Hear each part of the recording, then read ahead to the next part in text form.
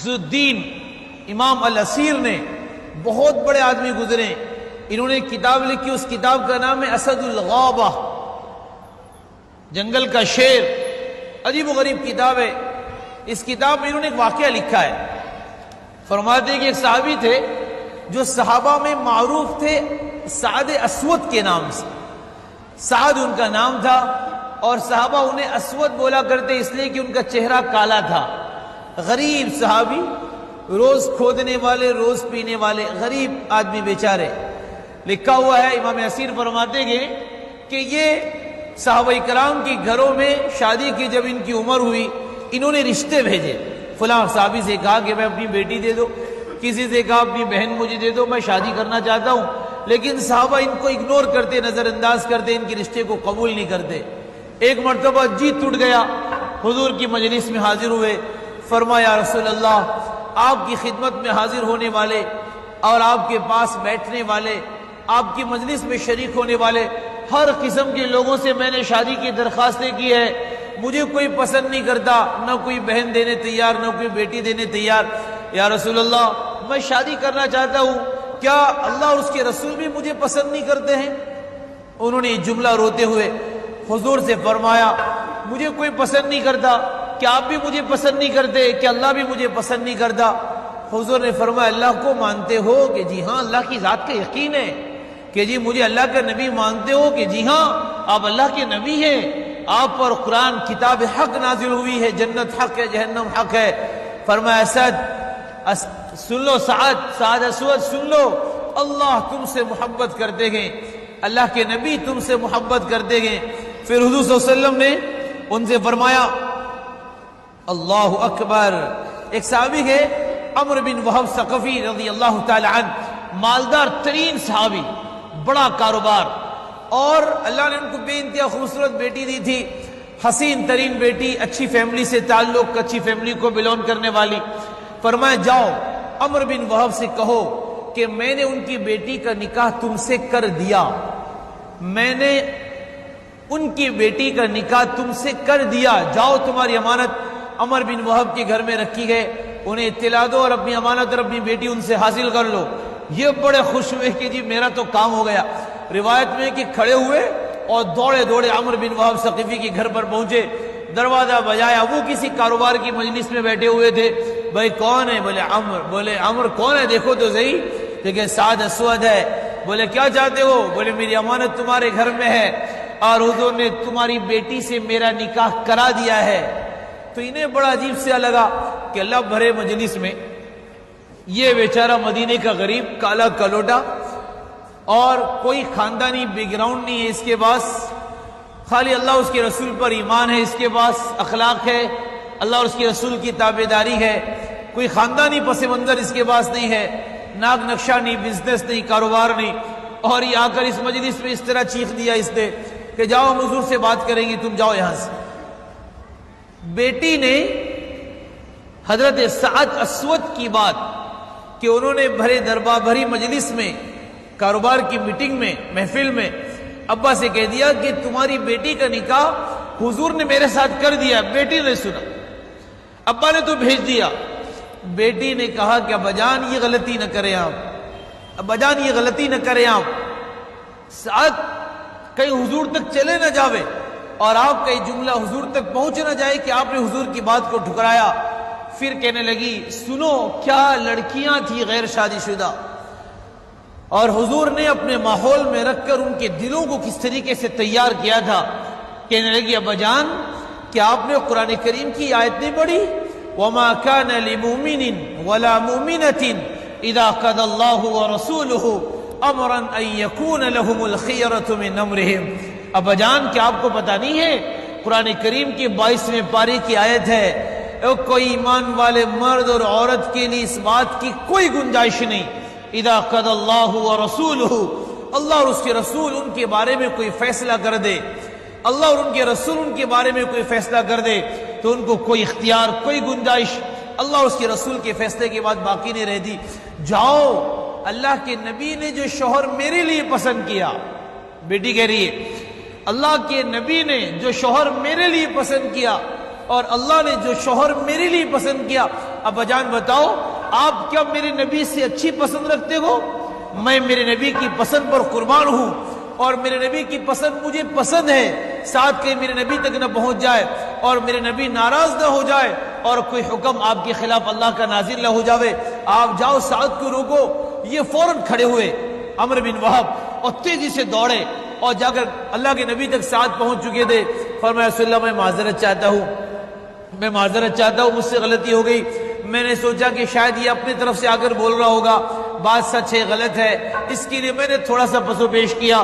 اللہ کے نبی آپ کا حکم سر آنکھوں پر ہے، ہم اپنی بیٹی دینے کے لیے تیار ہے، آپ کی پسند ہماری ماں باپ کی پسند سے اچھی نہیں ہو سکتی۔ نکاح ہوا اپنی بیوی کو لے کر، لکھا ہے کہ اللہ کے نبی صلی اللہ علیہ وسلم نے فرمایا 7 پیسے ہیں مہر کو؟ کہ رسول اللہ میرے پاس کہاں ہے، میں تو غریب آدمی۔ صحابہ سے کہا اسے کچھ جمع کر کے دو، صحابہ نے جمع کر کے دیا، مہر ادا کیا، کچھ پیسے بچے تو بازار گئے۔ دیکھو کیا جذبہ اور کیا قوم اور کیا تربیت اور کیا ان کے دل منجے ہوئے، اور کیسے دنیا کی محبت سے فارغ، دنیا کے شوق سے فارغ، دنیا کی نعمتوں سے فارغ، ان کے دل کیسے صاف، اور دنیا کا کتنا ہلکا پن، اور آخرت اللہ اور اس کے رسول کی عزت کا کیسا پیارا جذبہ۔ پیسے بچے، اللہ کے نبی فرمایا جاؤ بازار سے کچھ گھر کے ضروری سامان خرید لو، اور بھی اپنی بیوی کو لے کر جیسے بازار پہنچے تو روایت میں ہے کہ اللہ کے راستے میں جانے کا اعلان سنا، انفروا خفافا وثقالا۔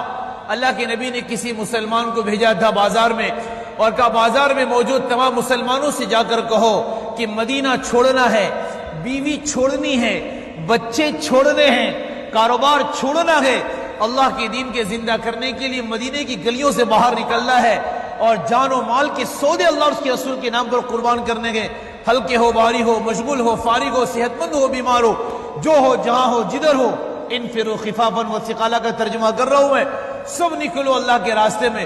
اور جب یہ آواز اللہ کے نبی کے منادی کی حضرت سعد اسود کے کان میں پڑی تو لکھا ہے روایت میں کہ بیوی سے کہا کہ دیکھو اب ہم ان پیسوں سے برتن نہیں خریدیں گے، کپڑے نہیں خریدیں گے، گدا پلنگ چیزیں نہیں خریدیں گے، ہم ان پیسوں سے ہم اللہ کے راستے میں جانے کے لیے سامان، تلوار، ہتھیار خریدیں گے۔ بیوی تو پہلے سے منی ہوئی تھی، کہنے لگی جی سر تسلیم خم ہو جو مزاج یار میں آئے، ہماری بھی پسند یہ ہے۔ اللہ جب میدان حشر میں یہ اعلان کرے نا، او غازیوں کی بیویوں کھڑے ہو جاؤ اور شہداء کی بیویاں کھڑی ہو جاؤ، تو اللہ شہیدوں کی بیویوں کے اعلان پر ہم سعادت مندوں کو اللہ کھڑے ہونے کا اللہ موقع دے دے، میں بھی کھڑے ہو جاؤں۔ بیوی نے شوہر کے ساتھ اللہ کے راستے میں جانے کے سامان کو خرید کر شوہر کے حوالے کیا، اور شوہر نے کہا زندگی رہے گی تو ملاقات کریں گے، اور اگر زندگی نہیں رہی تو جنت میں ہم دونوں کو ایک دوسرے سے کوئی جدا نہیں کر سکتا۔ یہ سعد اسود کیا جذبہ، کیا ارادہ، کیا شوق، کیا ملا، کب ملا، کیسے ملا، اور یہاں یہ اعلان سنا کہ اللہ کو ضرورت ہے میری جوانی کی، اور اللہ کو ضرورت ہے میری صحت کی، اور اللہ کو ضرورت ہے میرے جان و مال وقت کی۔ پھر یہ نہیں دیکھا کہ کب ملا، کیا ملا، اور بیوی سے درخواست کی، بیوی نے اجازت دی، اللہ کے راستے میں جانے کے سامان خریدے، اللہ کے راستے میں نکلے۔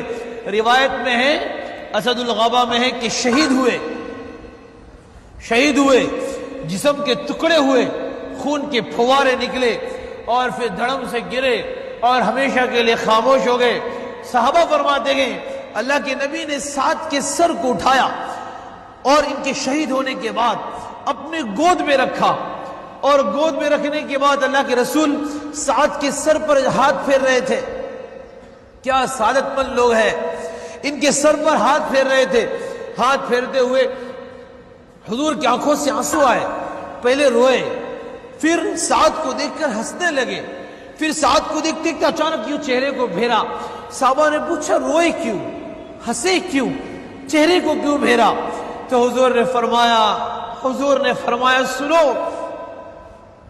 کیا جوانی قیمتی بنا گئے، اور کیا آخرت کو سجا گئے، اور کیا دنیا کو کیوں ٹھکرایا، اور دنیا کی چاہتوں شوق کو ٹھکرایا، حلال جذبوں کو قربان کیا؟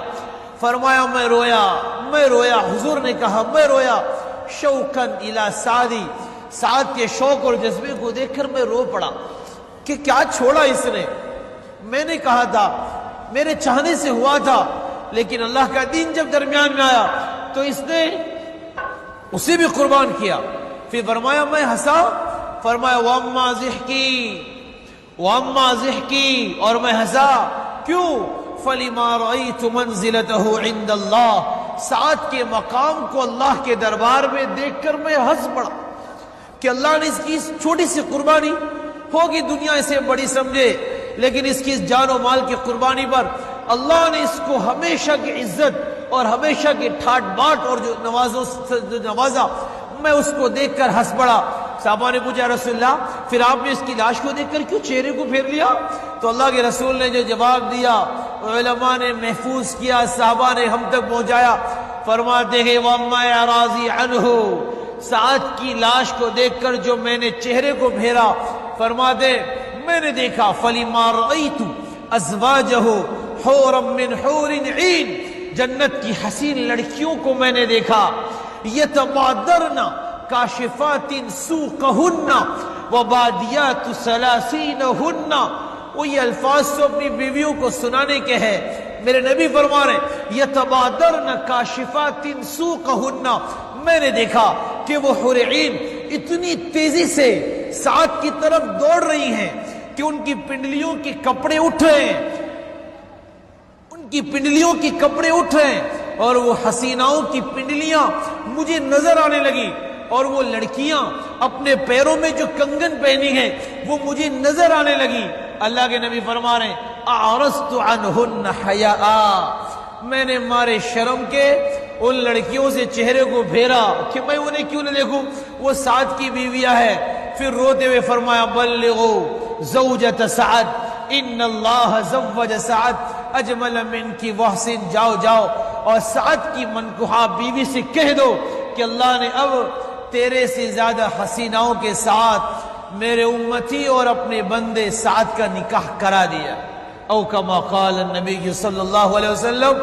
میرے بزرگوں, جو کھپے گا ایسے, جو مٹے گا ایسے, جو قربان کرے گا ایسے نا, اللہ ویسے ہی نوازے گی جیسے ان خوش نصیب صحابہ صحابیات کو اللہ نے نوازا.